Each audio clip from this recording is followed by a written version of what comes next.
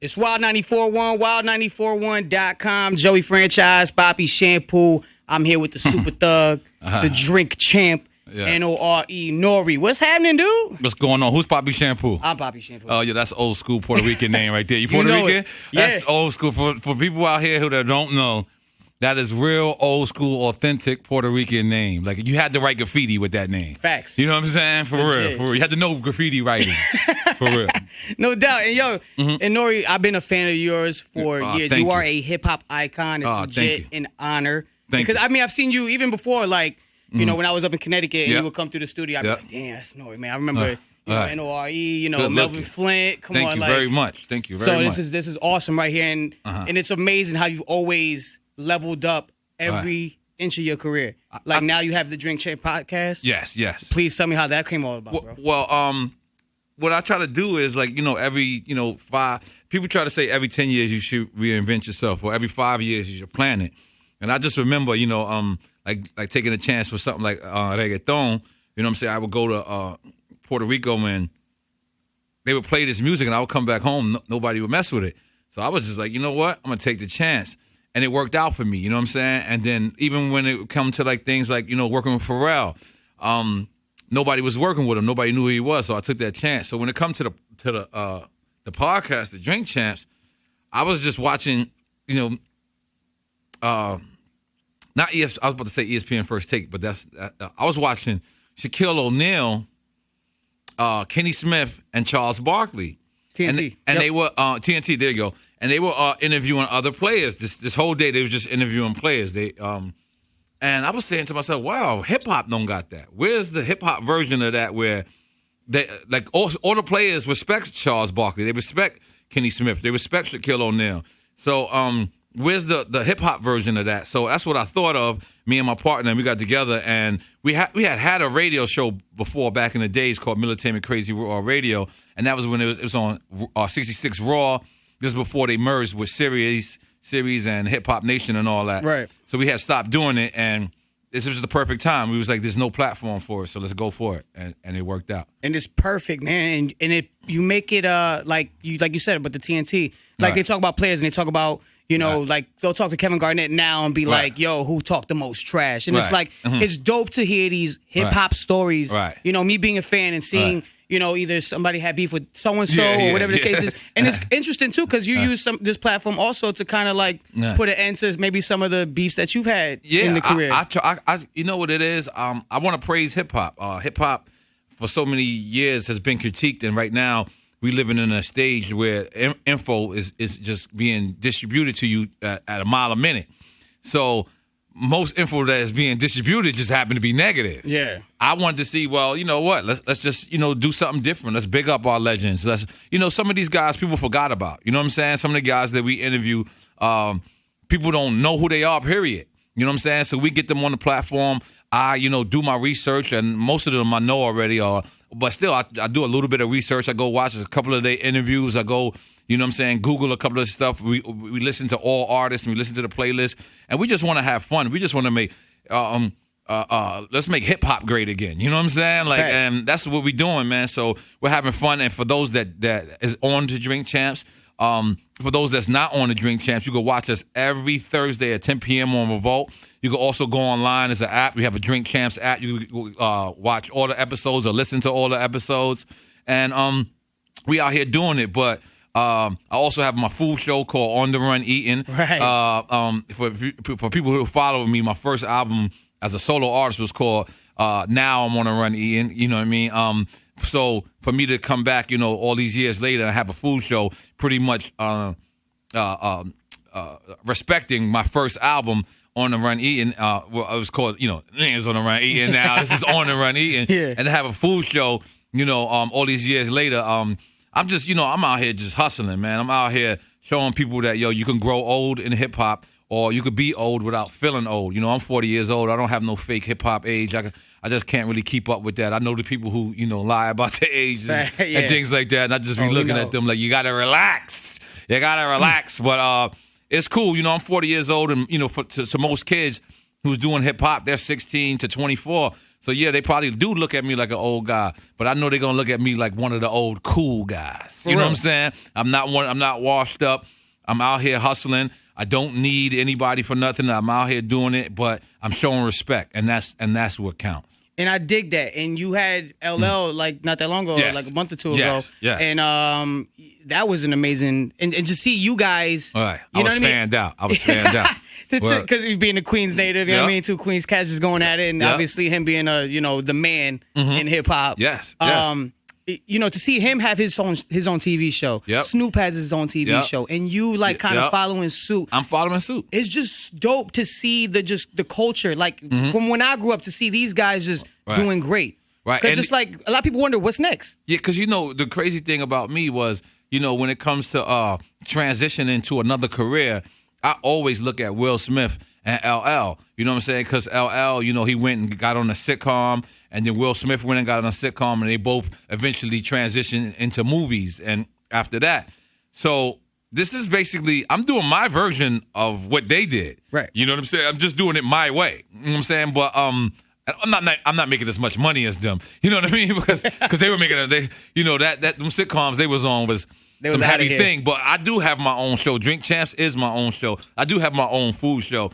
And I'm just doing it my way. But the one thing that they didn't do while they was dominating on the sitcom world, either one of them was constantly putting out music. They weren't keeping up with the music. So me looking up to them and them being my idols, I wanted to say, I don't want to say something that they made a mistake, because they didn't make a mistake, but something that they lacked. If they would have had music out at that time, it would have meant a lot more. So that's the reason why it was dope for me and Pharrell to get back in the studio, and for him to call me, actually. You know what I'm saying? He called me and was like, let's get back.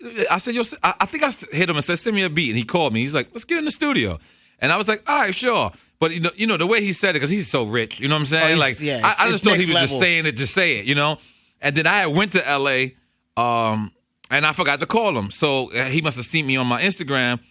And then he called me, and he was like, I thought I told you to call me when you got to L.A. I was like, oh, Pharrell, you serious? Like, I didn't think you really meant to go. You like, you really want to go in the studio again? And he's like, yeah.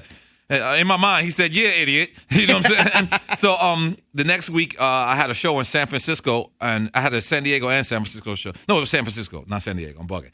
It was San Francisco. So I said, you know what? From San Francisco, I'll just fly to L.A., and I'll just stay there for a couple of days.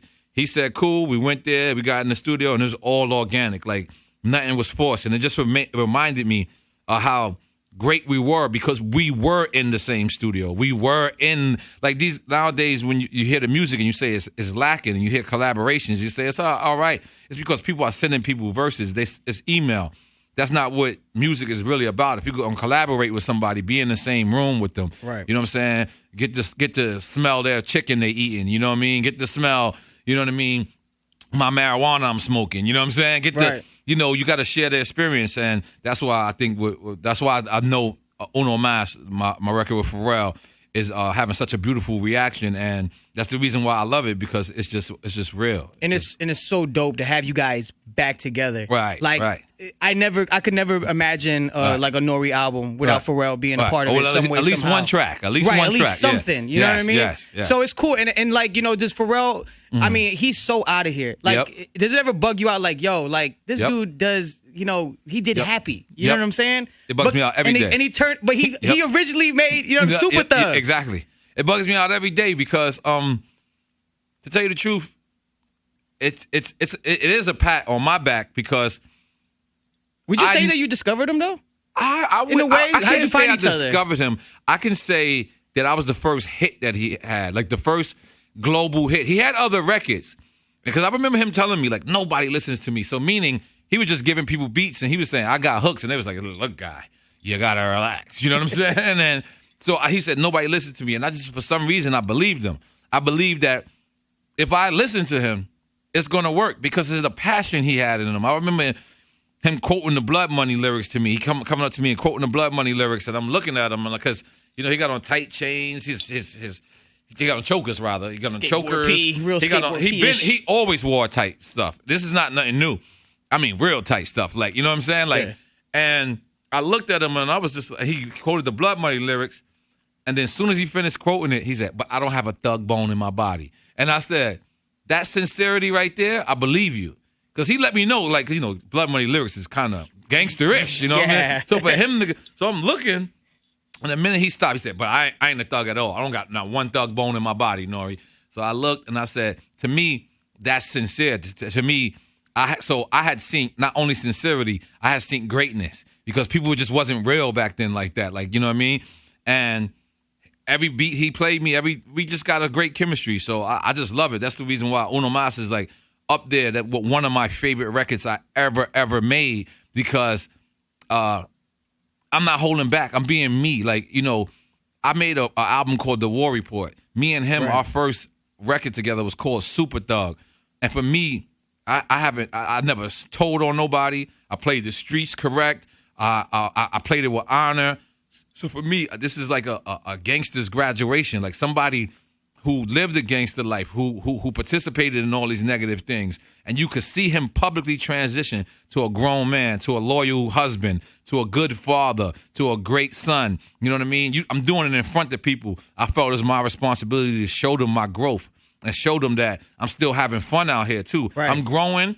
I'm not about the hood life no more. I keep my hood people with me, but I'm not super hood life no more. I eat caviar, yes I do. Damn. You know what I'm saying? And but I'm doing it cool. I'm not making me feel like I'm better than anybody, and I'm not feeling below anybody. I'm not above them. I'm not under them, but I'm right there. I'm gonna ride right beside them, and I'm gonna ride with them. And that's it. That's what Uno Mas reflects. It reflects a person who grew up in front of you guys. Like, you know what I'm saying? Became a man in front of you guys, did the bad things in front of you guys, and now showing you, look, this is where you at in life. And as you grow, and as you become a grown, I think what would they say, a grown ass man. Yeah. As you become a grown ass man, you know what I'm saying? Accept your growth. Accept that, you're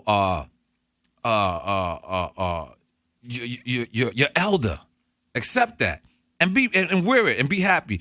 And have fun in the process. And that's why I love Uno Mas so much. It reflects all that in one record. It's a great vibe record, too, man. And I want to just say, too, like, you've always kept it authentic every, step of the way as you grew. Yep. And you kind of, for me, even watching from the sideline and being just a fan and a fly on the wall and a spectator of the game, like, you made it cool to be like, yo, I did this shit, but you know what I mean? Like, it's cool to grow up and still be you. Yep. That's what I think is most important because, I when I first made music, I didn't know people were gonna live their life to this music. Like, there's people who every other day, like, they'll show me a tattoo on Instagram of Bloody Money and N.O.R.E.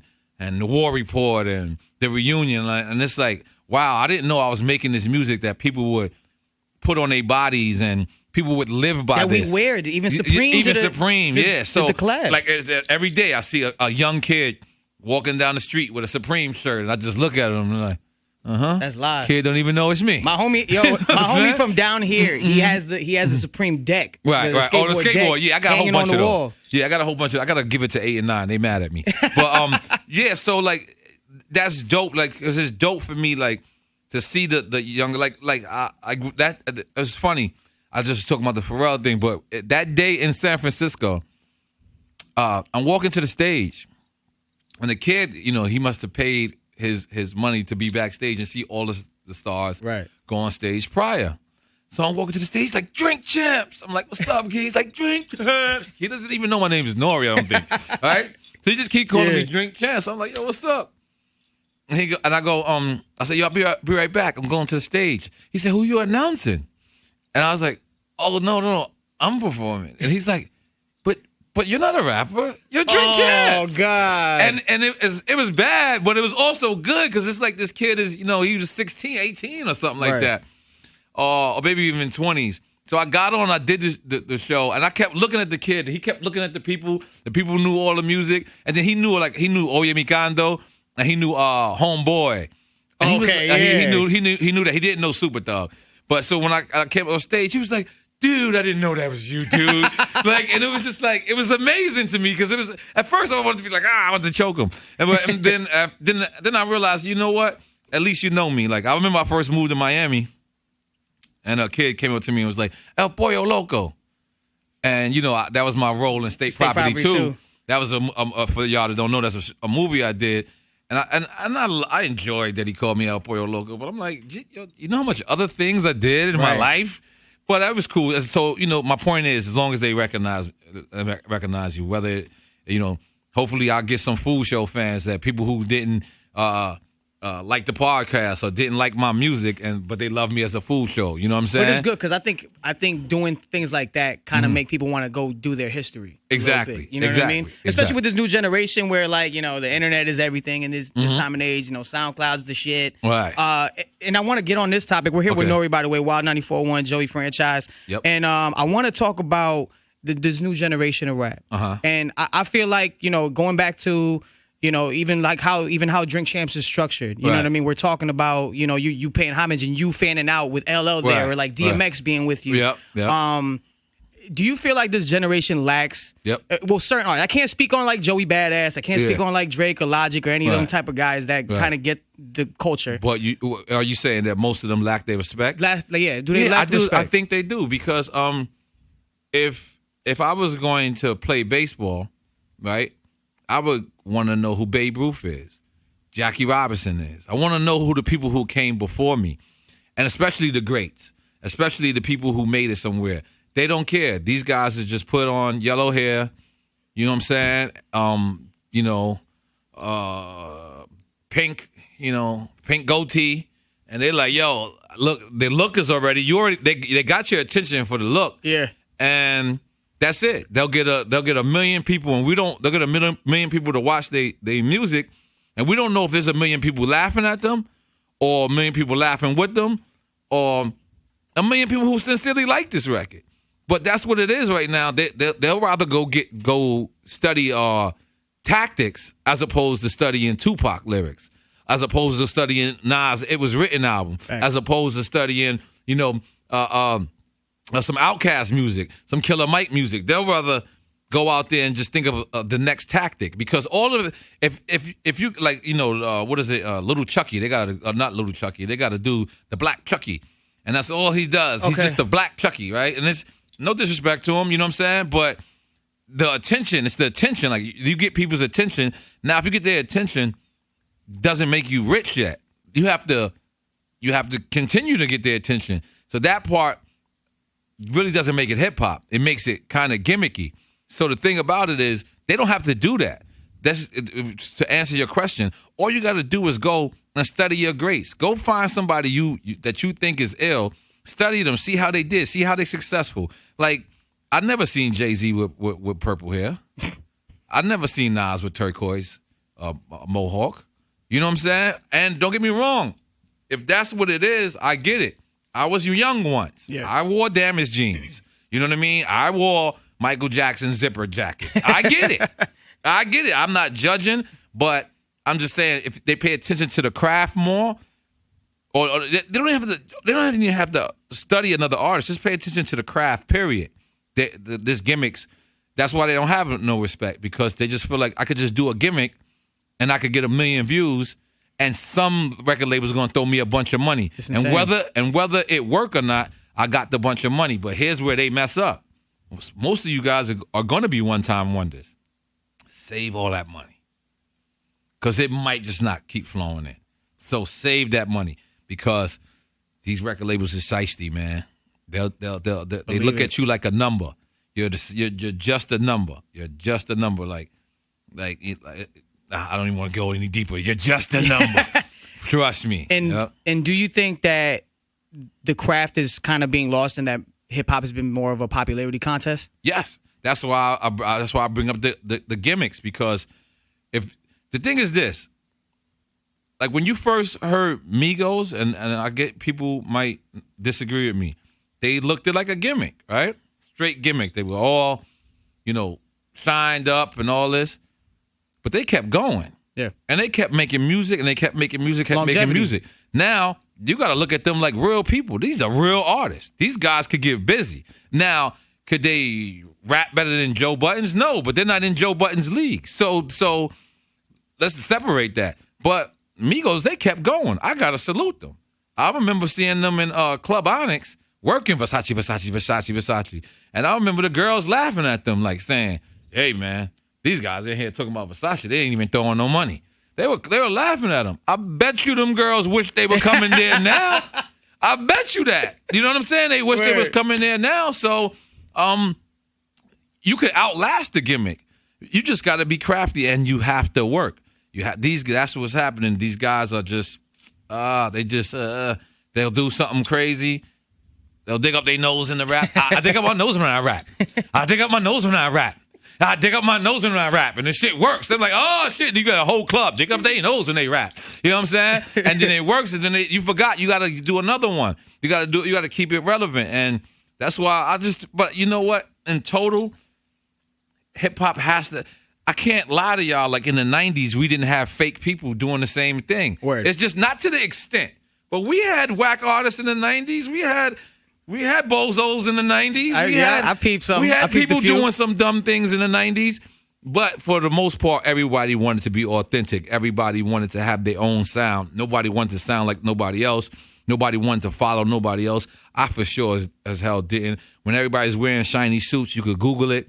I had on an Army fatigue jacket. You know what I'm saying? When everybody was, running, going this way, I was running that way. And I made everybody come with me eventually. People laughed at me when I did reggaeton. And then every single rapper who laughed at me had a reggaeton remix out there. You know what I'm saying? You were ahead of the curve. I seen it. I be luckily seen it. I remember working with Swiss Beats, and people didn't even know who Swiss Beats' name was, and they were in Rough Riders.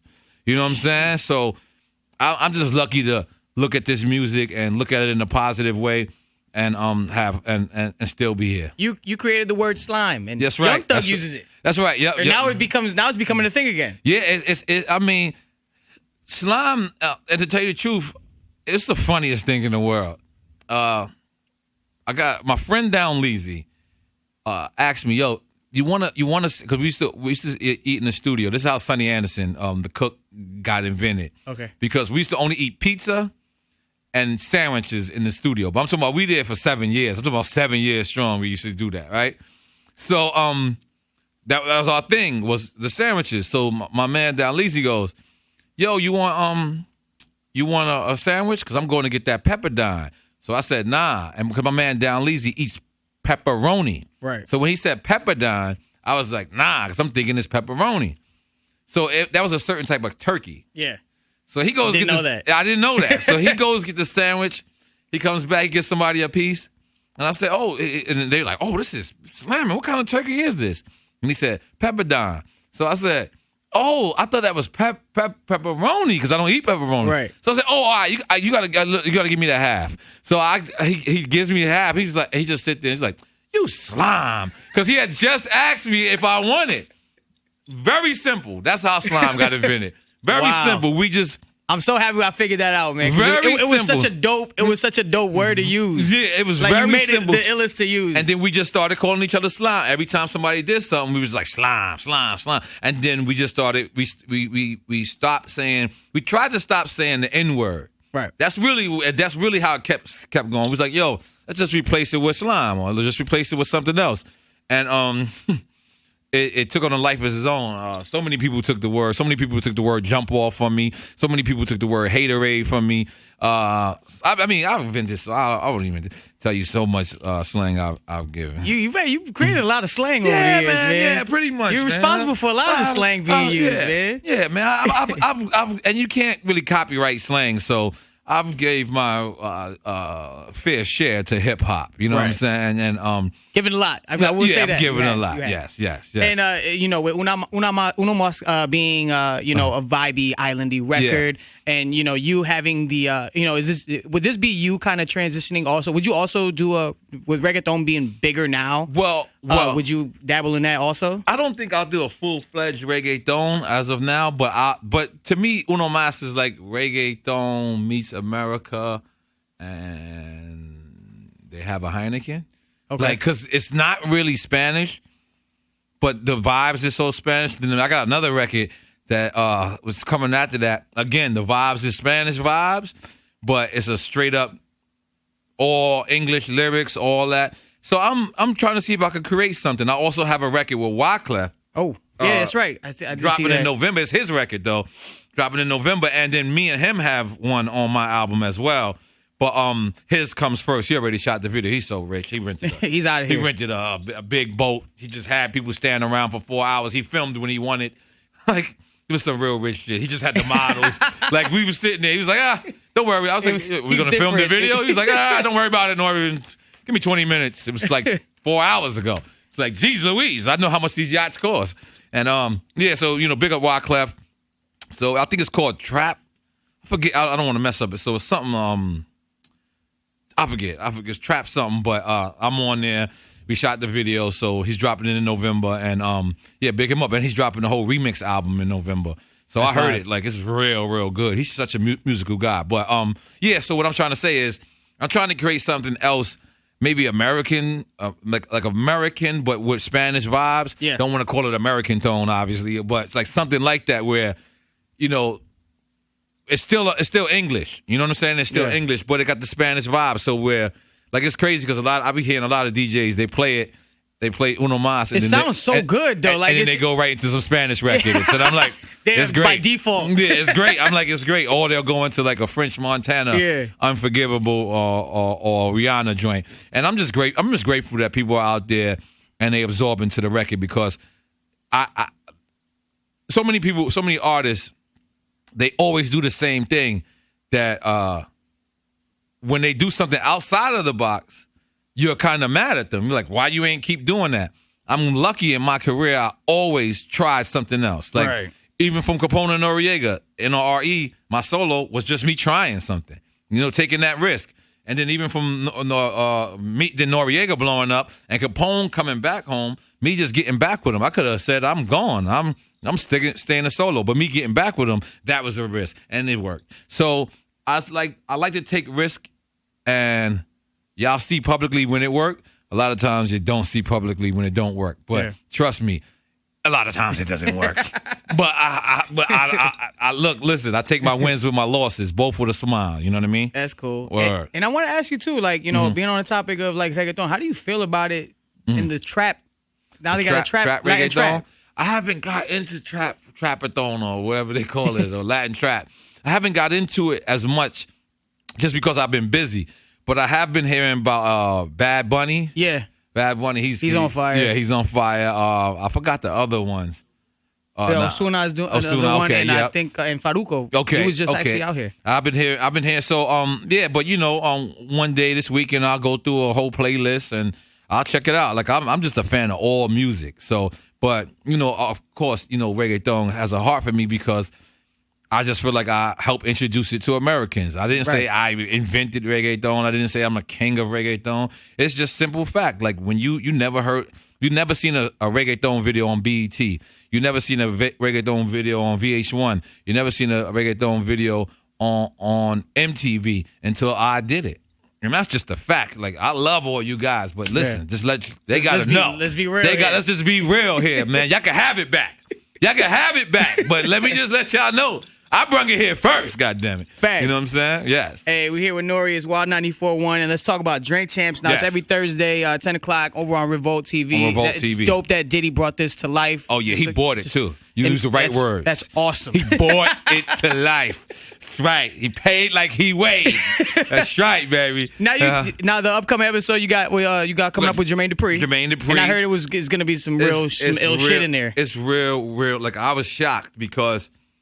And I'm starting to notice that the CEOs might be wilder than the artists on the show because I guess the CEOs, they've been playing the back for so long, but when the artist is wild, they probably got it from them anyway. So Jermaine Dupri got on there. He went crazy.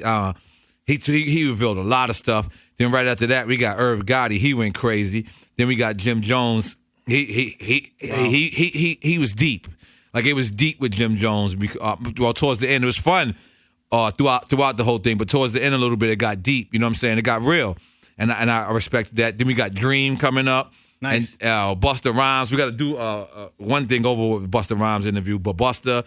And then we got the live podcast that we did on Revolt Live where T.I. actually returned to the podcast because we had a very awkward moment with T.I. Right. I feel like he always gets. You got to kind of walk on eggshells with him sometimes when you talk to him. No, I'm not walking on eggshells with nobody around nobody. The show's very unfiltered. But I love it. But you know what was dope? I gotta respect T.I. as a man because what happened was he wasn't supposed to be on the show. We were supposed to interview French, but T.I. came and. So I started asking him awkward questions. I started asking him shit, and he just wasn't ready for it.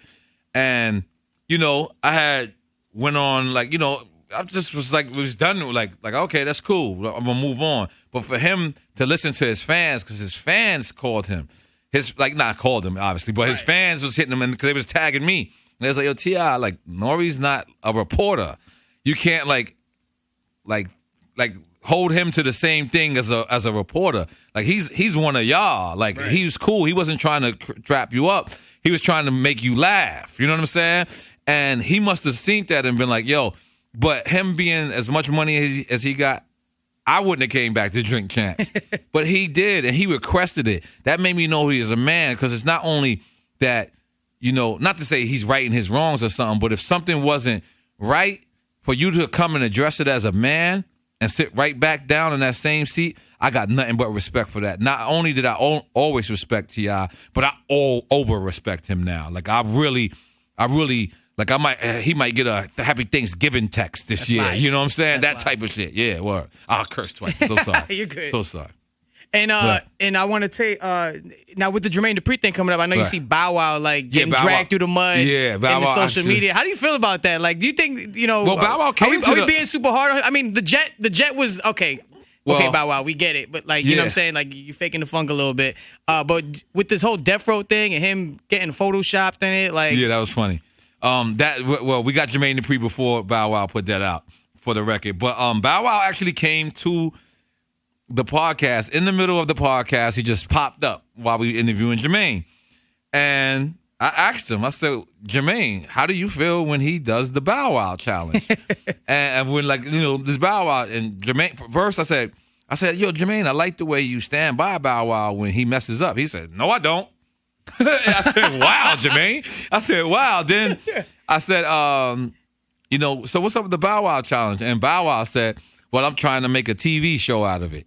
And I think that's funny too, for people to laugh at you and you to make millions off of that. Facts. I think it's funny too. So if he pull it off, all due respect, nothing but love for him. And is there anybody on the show that's can outdrink you, or anybody that's that can't hold their weight on the show? Oh, there's a lot of people who can probably outdrink me, and there's a lot of people who can't hold their weight.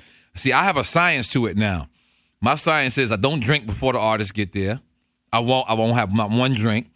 And if I do that, once the artists get there and I get drunk with them, then pretty much nobody can't mess with me. But if I ever come to the podcast drunk, pretty much anybody can outdrink me because I don't get halfway drunk. I get all the way drunk.